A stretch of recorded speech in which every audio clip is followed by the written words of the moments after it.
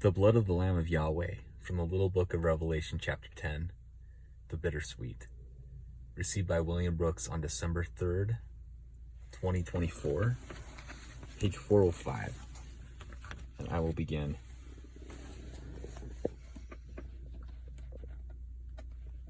Therefore, understand the fulfillment of all things has come, O Israel, and I am calling you to myself by way of the everlasting gospel, that is given in the proper times of revealing, and the times of revelation are now. Because from the beginning Yahweh did state to the serpent in the garden during the times where sin entered the world, I will put enmity between you and the woman, and between your seed and her seed. You shall bruise his heel, but he shall bruise your head. And so in the course of time, David, when he was a young shepherd boy, who became king of Israel before the kingdom was divided, who also became a man after Yahweh's own heart, defended Israel and slew that giant Philistine, even Goliath of Gath, who was a terror descended from the Raphaim. So David, the young shepherd boy, went out to war with Goliath of Gath, even as a shepherd, with staff, scrip, and sling, going to battle against the giant warrior. But David went to war in the name of Yahweh, who the Philistines defied. And David stood to fight against the enemies of Israel, so that the host of Elohim could be victorious. As the stone from David's sling caused this unholy giant to fall to the ground, groveling about, David drew this giant's own sword and cut off his head. And as it is written of old, and David took the head of the Philistine and brought it to Jerusalem.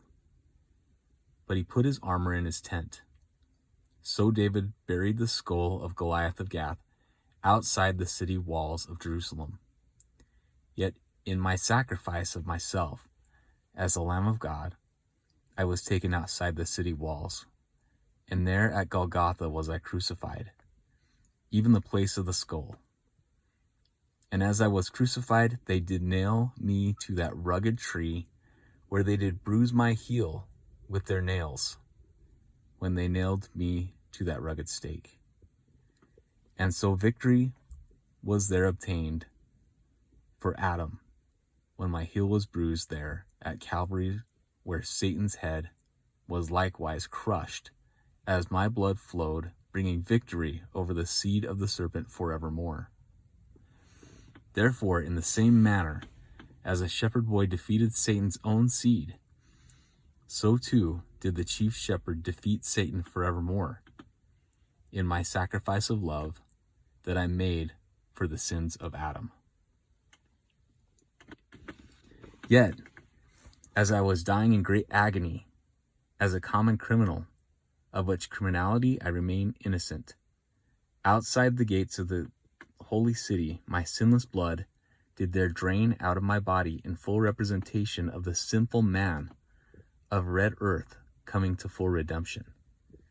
And as my blood soaked the red earth at the place of the skull, there at Calvary was the head of the serpent bruised eternally and forevermore.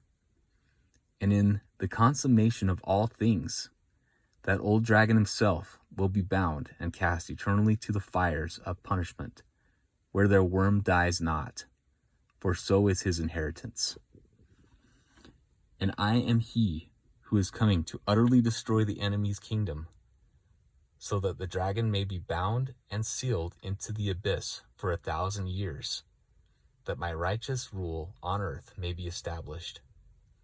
At the end which he shall be loosed for his little season, where he will gather his final rebellion, and as they attack the camp of the saints, fire will descend from Yahweh himself and devour them utterly, at which time Satan will be cast to the eternal fires, burning forevermore with putrid brimstone. Wherefore, I give you to understand, O Israel, the penalty of Moses is paid fully by the sacrifice of Yeshua HaMashiach, who is Jesus the Christ in the English tongue. Even so, that you may understand the completeness of my sacrifice, and the perfection accomplished by my ever-atoning blood that was spilled and given for the sins of Adam. Understand in full, O Israel, that had the fallen ones understood the mystery of Yahweh, they never would have crucified your Lord of glory. For by my crucifixion, where the serpent temporarily bruised my heel, the serpent's head is now bruised eternally, even a bruise of which he shall never recover.